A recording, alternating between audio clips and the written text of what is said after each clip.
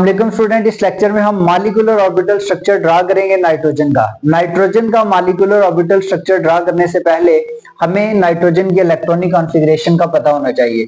Students देखें, nitrogen जो है इसका एटॉमिक नंबर 7 है। इसकी अगर हम इलेक्ट्रॉनिक कॉन्फ़िगरेशन करें तो 1s2 2s2 2px1 2py1 2pz1। मैं आपको प्रीवियस लेक्चर्स में बता चुका हूं कि जब भी एटॉमिक ऑर्बिटल्स मिलते हैं तो मॉलिक्यूलर ऑर्बिटल्स बनते हैं। जितने एटॉमिक ऑर्बिटल्स मिलेंगे उतने ही मॉलिक्यूलर ऑर्बिटल्स बनेंगे। और ये भी बता चुका हूं कि जो आखिरी शेल है उसमें मौजूद ऑर्बिटल्स के इलेक्ट्रॉन्स जो होते हैं वो ओवरलैप करते हैं। तो देखें, नाइट्रोजन के केस में जो वैलेंस शेल है उसमें 2s भी आएगा, 2px भी आएगा, 2py भी आएगा और 2pz भी आएगा। यानी कि हमारे पास जो नाइट्रोजन है इसके 4 ऑर्बिटल्स इन्वॉल्व होंगे और वो 2s 2px 2py 2pz। एक नाइट्रोजन एटम के 4 एटॉमिक ऑर्बिटल्स आएंगे तो 2 नाइट्रोजन एटम के 8 एटॉमिक ऑर्बिटल्स हो जाएंगे।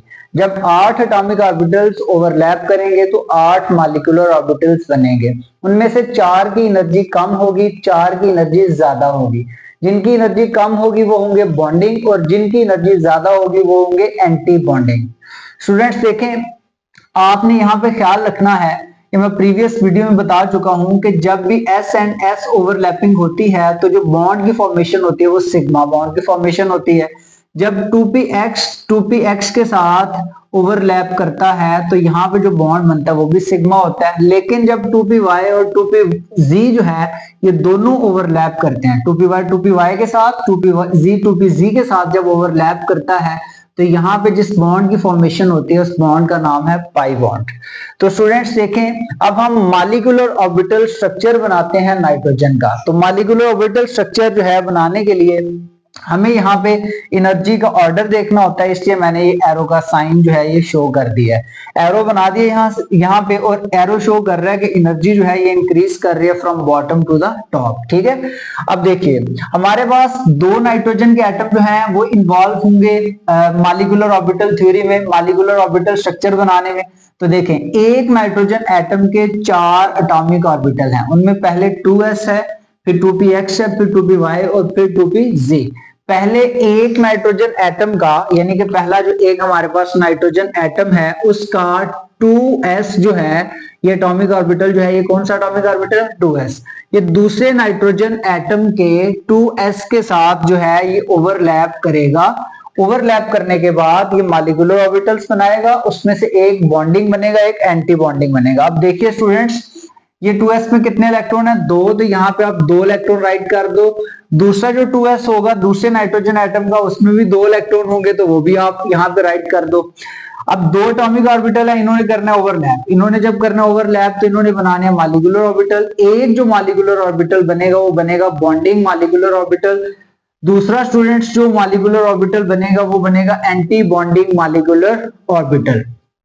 अब देखें, आपको बताया कि एक मॉलिक्यूलर ऑर्बिटल में मैक्सिमम जो है ये 2 इलेक्ट्रॉन आ सकते हैं। हमारे पास टोटल इलेक्ट्रॉन 4 हैं तो 2 इलेक्ट्रॉन बॉन्डिंग मॉलिक्यूलर ऑर्बिटल में आ जाएंगे और 2 electron anti bonding molecular orbital में आ जाएंगे। अब स्टूडेंट्स देखें, 2s की ओवरलैपिंग से जो बॉन्ड बनता है वो सिग्मा बनता है, इसलिए यहाँ पे मैं लिख रहा हूँ सिग्मा 2s और इसमें इलेक्ट्रॉन 2 हैं, इस वजह से यहाँ पे मैं 2 लिख रहा हूँ। अब ऊपर वाला जो एंटी बॉन्डिंग है उसको डिफरेंशिएट करने के लिए सिग्मा स्टेरिक लगा दूंगा 2s और इसमें भी इलेक्ट्रॉन आ जाएंगे 2। अब ये हमारे पास दोनों नाइट्रोजन एटम के 2 एटॉमिक ऑर्बिटल्स ने आपस में ओवरलैप किया है और 2 मॉलिक्यूलर ऑर्बिटल बना दिए हैं, एक बॉन्डिंग है और दूसरा एंटी बॉन्डिंग है। अब हमारे पास दोनों नाइट्रोजन एटम के 3 एटॉमिक ऑर्बिटल्स रह चुके हैं जिन्होंने ओवरलैप करना है। स्टूडेंट्स देखें, हमारे पास जो पहला नाइट्रोजन एटम है इसके जो 3 एटॉमिक ऑर्बिटल हैं उसमें पहले आएगा जी 2px, देन आएगा 2py और देन आएगा 2pz। ये मैं बात कर रहा हूं एक पहले नाइट्रोजन एटम की और आपको पता है नाइट्रोजन एटम का एटॉमिक नंबर 7 है। इसी तरह ये आपके पास दूसरा नाइट्रोजन एटम है उसके भी 3 एटॉमिक ऑर्बिटल्स होंगे। एक आपके पास आ जाएगा 2p, देखिए ये हमारे पास 2pz, ये आपके पास आ गया जी 2py और ये आ गया जी 2px। ठीक है, अब देखें 2px में यहाँ पे कितने इलेक्ट्रॉन हैं एक, 2py में कितने हैं एक और 2pz में भी एक, यानी कि तीनों 2px 2py 2pz तीनों में एक एक इलेक्ट्रॉन आ गया। एक नाइट्रोजन के 2px 2py 2pz में जितने इलेक्ट्रॉन हैं, दूसरे नाइट्रोजन के भी तीनों 2px 2py और 2pz में उतने उतने इलेक्ट्रॉन होंगे। यानी कि आपके पास एक नाइट्रोजन एटम के 3 एटॉमिक ऑर्बिटल्स हैं, दूसरे नाइट्रोजन एटम के भी 3 एटॉमिक ऑर्बिटल्स हैं, टोटल एटॉमिक ऑर्बिटल्स हो चुके हैं 6। अब 6 एटॉमिक ऑर्बिटल्स ने मिलना है और 6 ही मॉलिक्यूलर ऑर्बिटल बनाने हैं। अब उनमें से 3 की एनर्जी कम होगी, 3 की एनर्जी ज्यादा होगी। तो स्टूडेंट्स देखें, जब ये ओवरलैपिंग होगी तो इस ओवरलैपिंग के रिजल्ट में आपके पास 2py के साथ मिलेगा और यहाँ पे आपके पास बनेगा पाई 2py, और इसी तरह 2pz के साथ मिलेगा तो यहाँ पे बन जाएगा पाई 2pz। इसी तरह 2px के साथ मिलेगा, ओवरलैप करेगा और यहाँ पे आपके पास बन जाएगा सिग्मा 2px। ठीक है। अब स्टूडेंट्स देखें, ये आपके पास अभी तक 3 बॉन्डिंग मॉलिक्यूलर ऑर्बिटल बने हैं, एक पाई 2py, दूसरा पाई 2pz और तीसरा सिग्मा 2px।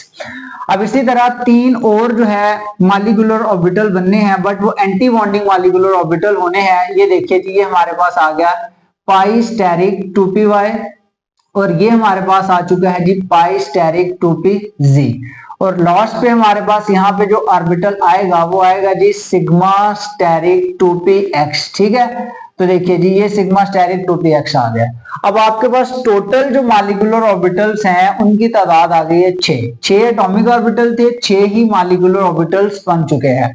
अब हमने करनी है इनमें इलेक्ट्रॉन की फिलिंग। तो स्टूडेंट्स मैं बता चुका हूं कि इलेक्ट्रॉन जो फिल करने हैं वो according to Aufbau principle, Pauli exclusion principle and Hund rule के मुताबिक करनी है। और आप जो इलेक्ट्रॉन की फिलिंग करते हो वो according to increasing energy order करते हो। पहले ऐसे ऑर्बिटल की फिलिंग होगी जिसकी एनर्जी कम है, और बाद में उसकी करते हो फिलिंग जिसकी एनर्जी ज्यादा है। तो देखिए, सबसे पहले इसमें इलेक्ट्रॉन आएगा तो आपके पास टोटल एटॉमिक ऑर्बिटल में जो इलेक्ट्रॉन है वो 6 हैं। तो देखिए, ये आपके पास जो 6 के 6 इलेक्ट्रॉन है ये बॉन्डिंग मॉलिक्यूलर ऑर्बिटल्स में रिजाइड करेंगे, बॉन्डिंग मॉलिक्यूलर ऑर्बिटल्स में आ जाएंगे। एंटी बॉन्डिंग मॉलिक्यूलर ऑर्बिटल के लिए कोई भी इलेक्ट्रॉन यहाँ पे हमारे पास नहीं बचा। तो ये हमारे पास बन गया है जी molecular orbital structure of nitrogen molecule. But एक थिंग मैं आपको बताता चलूं स्टूडेंट्स के, लास्ट टाइम हमने ऑक्सीजन का मॉलिक्यूलर ऑर्बिटल स्ट्रक्चर ड्रा किया था, अब हम कर रहे हैं नाइट्रोजन का।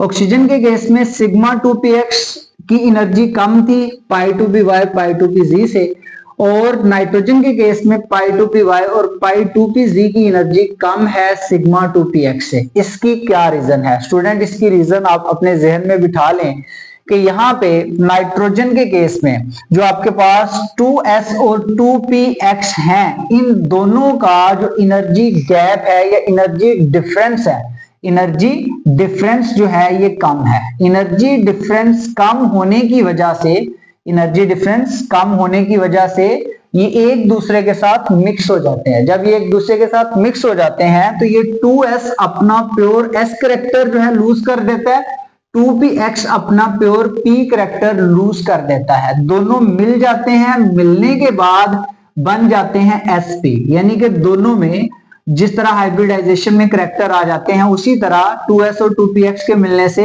ये अपना अपना प्योर करेक्टर जो है लूज कर देंगे और एक नया करेक्टर अटेन कर लेंगे और उस करेक्टर को बोलेंगे sp करेक्टर। ठीक है। अब देखें, जब मैंने आपको बताया था कि ऑर्बिटल्स की जो आपने अरेंजमेंट की है ये अकॉर्डिंग टू स्पेक्ट्रोस्कोपिक स्टडीज हमें ये बताती हैं कि आपके पास कौन सा मॉलिक्यूलर ऑर्बिटल पहले आएगा और कौन सा बाद में आएगा। तो जब ये दोनों मिल जाते हैं तो ये ऑर्बिटल्स अपने आप को इस तरह से अरेंज कर लेते हैं कि जो आपके पास सिग्मा 2s और सिग्मा स्टेरिक 2s हैं, इनकी एनर्जी कम हो जाती है। देखिए ये नीचे है ना, तो इनकी एनर्जी क्या हो गई है? कम। जब इनकी एनर्जी कम हो गई है, एनर्जी इनकी आ गई है कम, तो इनकी स्टेबिलिटी बढ़ जाती है, स्टेबिलिटी मैक्सिमम हो जाती है, स्टेबिलिटी ज्यादा हो जाती है, क्योंकि एनर्जी और स्टेबिलिटी का रिलेशन इनवर्स है।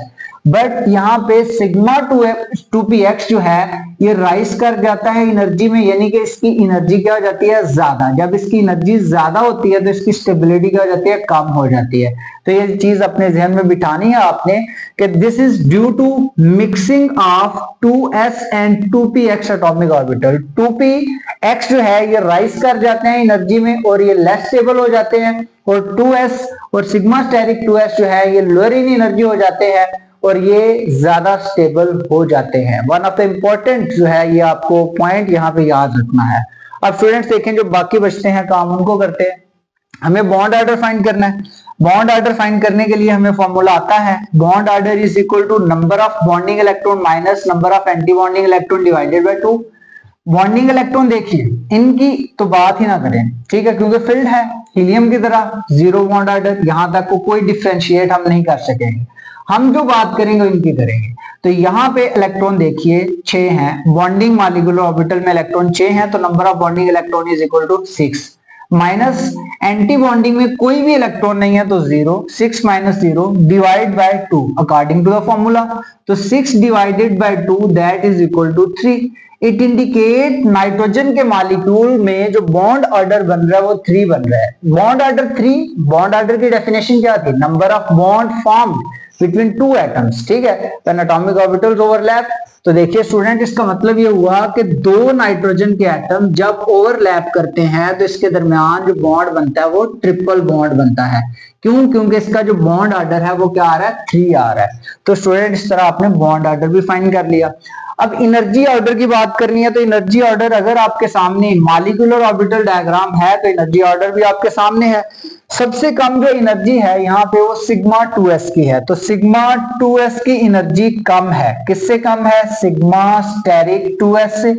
सिग्मा स्टेरिक 2s की एनर्जी कम है किससे? पाई 2py और पाई 2pz दोनों से, बट इन दोनों की आपस में बराबर है।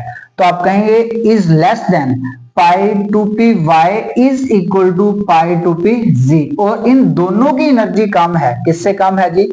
सिग्मा 2px से। और सिग्मा 2px की एनर्जी कम है किससे कम है? Pi asterisk 2py is equal to pi asterisk 2pz से। Pi asterisk 2py is equal to pi asterisk 2pz से, और इन दोनों की एनर्जी कम है सिग्मा स्टेरिक 2px से। यानी कि सबसे जो कम एनर्जी है यहाँ पे वो सिग्मा 2s की है, और सबसे ज्यादा एनर्जी सिग्मा स्टेरिक 2px की है।